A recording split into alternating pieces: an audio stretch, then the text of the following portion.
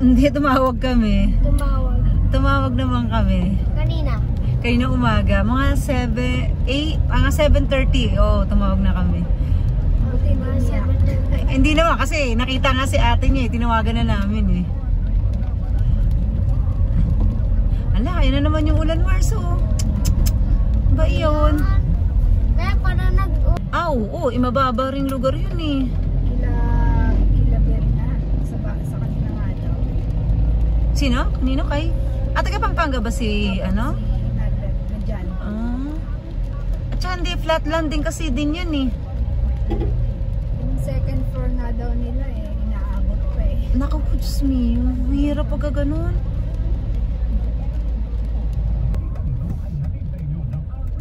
Sana wag naman.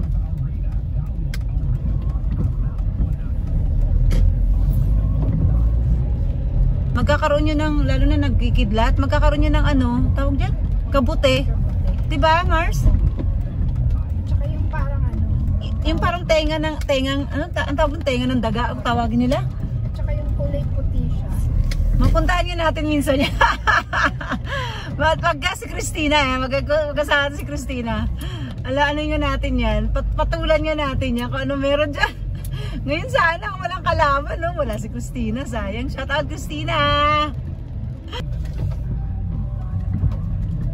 Ayan na naman ang kalangitan.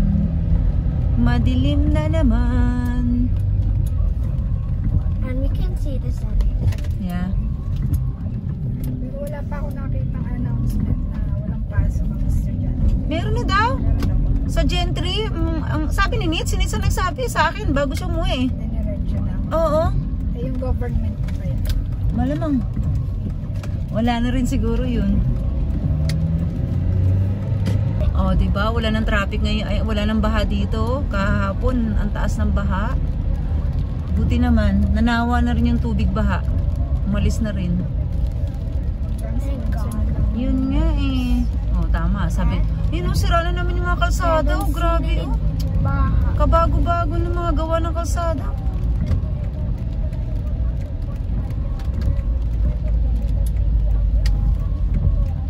Oo, kaya totoo, wag lang talaga magsunod-sunod.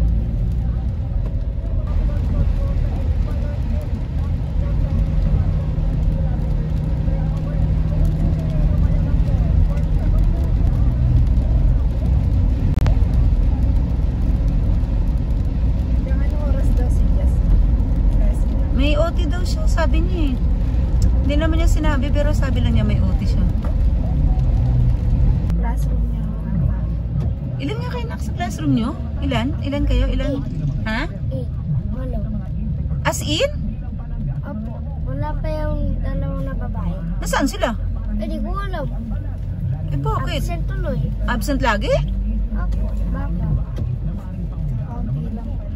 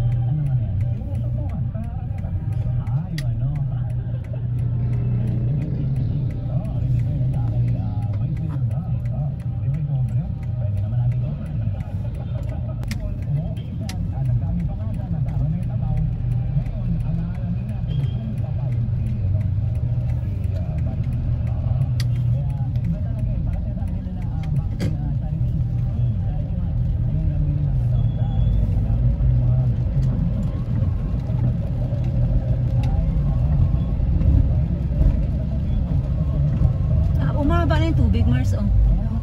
Bumaba na siya. Ibig sabihin, hindi na ganun kalakas ang ulan doon sa ano.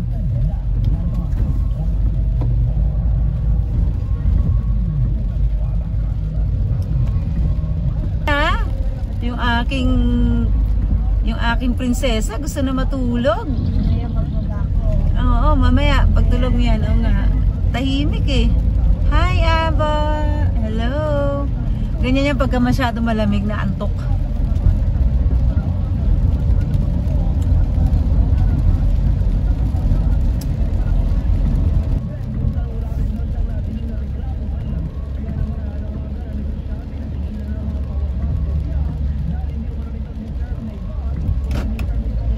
Okay, bye Mars.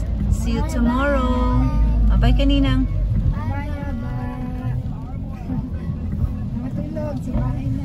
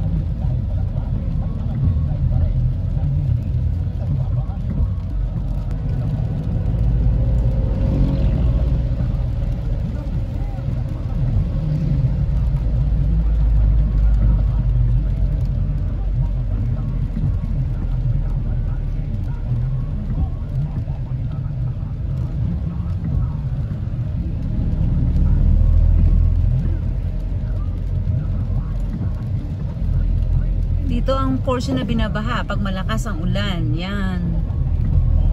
Yung biglang babang yun.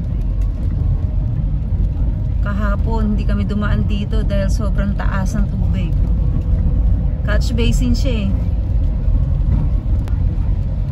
Hello, Jesus. Yes. Guide us, Jesus, always. Thank you po for your protection and love.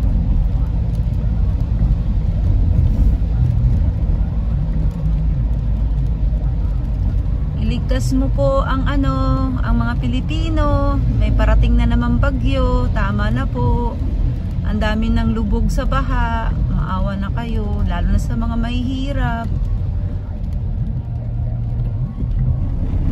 Nawalang-wala na nga. Mawawala pa ang konting nila gamit. Wala kasing gamit nila. Opo. Kaya basa tulog. Babasa. Yung mga damit nila, nabasa din. Tsaka ang masakit yung mawala ng mahal sa buhay, anak. Ito mo, yung mga nasa balita, mga bata, yung mga nalulunod. Kawawa.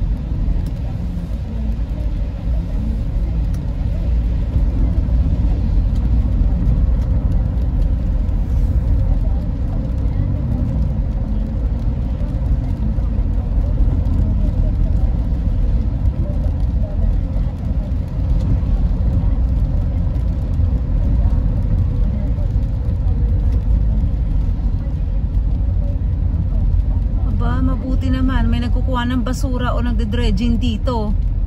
Malapit nang umapaw yung tubig dyan eh, oh. Paano? Barado, oh. Grabing basura. Oh. Very good. Mabuti.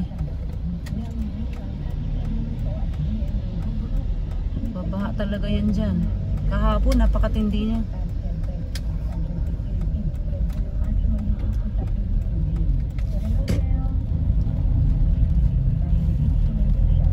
Good, very good.